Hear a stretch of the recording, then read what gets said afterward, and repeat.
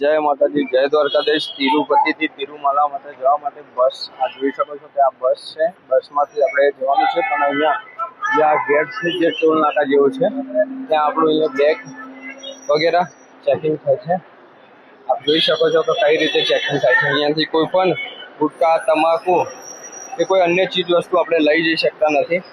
અને હાલમાં તમને બતાવું કે ચેકિંગ કઈ રીતે થાય છે।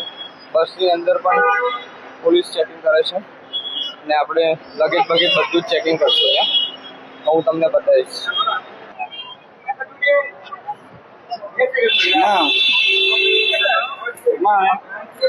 આપ જોઈ શકો છો કે અહીંયા સિક્યુરિટી સાથે ચેકિંગ થઈ રહ્યું છે।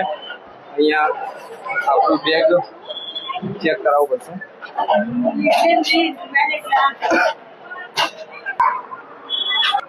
બેગ ચેક થઈને આવી ગયું છે।